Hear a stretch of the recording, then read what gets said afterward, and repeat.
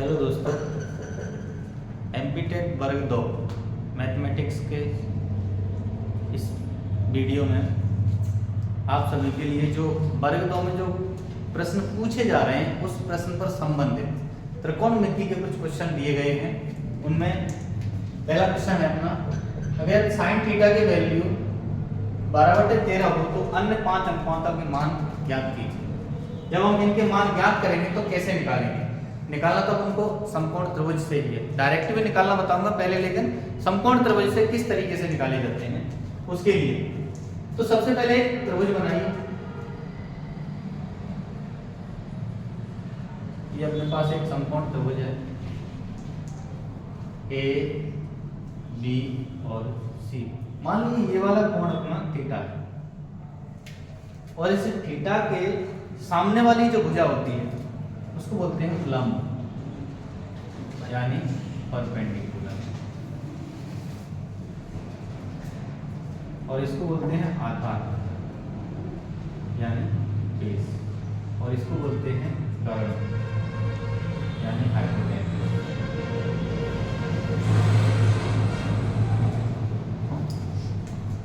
P, B और H.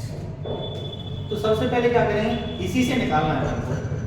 तो sine theta equal to क्या दिया है, 12/13, यानी साइन थीटा की वैल्यू हमने रेशियो में क्या देखी थी, P/H, परपेंडिकुलर अपॉन हाइपोटेन्यूज, या इसको क्या बोलते हैं, लंब बटे कर्ण। लंब की वैल्यू यहाँ पर 12 आ रही है, यानी P इक्वल टू 12, कर्ण यानी हाइपोटेन्यूज की वैल्यू कितनी आ रही है, 13, H इक्वल टू 13। तो अभी हमें क्या निकालना पड़ेगा, B। B हमें नहीं पता है, और हमें निकालना क्या है, इसमें ये पता होना चाहिए अन्य 5 अनुपातों के मान, यानी अदर 5 रेशियो, यानी the value of other 5 ratio of इस एंगल पर, थीटा पर, एट द थीटा। तो हमें निकालना है साइन थीटा तो दिया ही है, कॉस थीटा निकालना है हमको, cos theta, tan theta, sec theta, cosec theta और कॉट थीटा। ये अब हमको पांचों वैल्यू निकालनी है। तो इसके लिए हम क्या करेंगे, सबसे पहले b निकालना है। अगर अपने पास b आ जाएगा तो तीनों वैल्यू आ जाएंगी, तीनों साइड्स की। तो b पाइथागोरस प्रमेय से निकालेंगे। पाइथागोरस प्रमेय क्या होती है, पाइथागोरस ये जो प्रमेय है वो होती है कर्ण का वर्ग बराबर लंब का वर्ग प्लस आधार। कर्ण अपना हाइपोटेन्यूज होता है, लंब परपेंडिकुलर होता है, आधार बेस होता है। कर्ण की वैल्यू इसमें कितनी दी है, 13 का स्क्वायर, p की वैल्यू 12 स्क्वायर और b की वैल्यू निकालना है। ये 169 होता है, ये 144 प्लस b स्क्वायर, यहाँ से b स्क्वायर की वैल्यू आएगी 169 माइनस 144, इसको इधर ले आए तो b स्क्वायर की वैल्यू क्या आएगी, माइनस करेंगे तो 25, और b की वैल्यू आएगी 5। ये जो वैल्यू अपने पास b की आई है, इस b की वैल्यू से हम निकाल सकते हैं, यानी b की वैल्यू आ गई 5, p की वैल्यू अपन को है 12 और h की वैल्यू कितनी है 30। तो हमें सबसे पहले क्या निकालना है, cos theta. cos theta, cos theta क्या होता है, आधार बटे कर्ण। ये तो आपको याद होना चाहिए। ये जो 6 रेशियो होते हैं, 6 रेशियो, 6 अनुपात, ये तो सबसे पहले बिल्कुल कंटेस्ट होना चाहिए कि साइन इक्वल टू लंब बटे कर्ण, cos इक्वल टू आधार बटे कर्ण। तो cos थीटा इक्वल टू आधार की वैल्यू कितनी है 5, कर्ण की वैल्यू कितनी है 30। तो अपने पास cos थीटा की वैल्यू, cos थीटा के बाद अपन क्या निकालेंगे, tan theta. tan theta equal to लंब बटे tan थीटा। लंब की वैल्यू कितनी है इसमें 12, आधार की वैल्यू 5। इसके बाद निकालना है sec थीटा। sec थीटा की वैल्यू कितनी है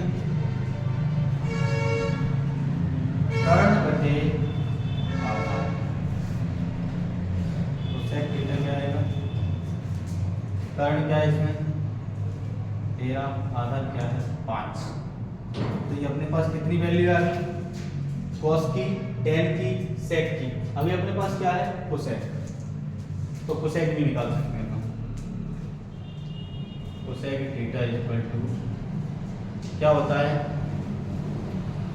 कर्ण बटे लंब। तो cosec थीटा इक्वल टू कर्ण की वैल्यू इसमें 13 निकाली थी और लंब कितना है अपने पास 12। एक और रह गया cot थीटा। cot होता है अपना आधार बटे लंब। तो cot थीटा क्या आएगा, आधार की वैल्यू 5 और लंब की वैल्यू है इसमें 12। इस प्रकार से हम किसी रेशियो के मान निकाल सकते हैं। अगर हमें एक रेशियो दिया हो तो अन्य पूरे 5 रेशियो 5 के 5 अनुपात अपन निकाल सकते हैं। इसी प्रकार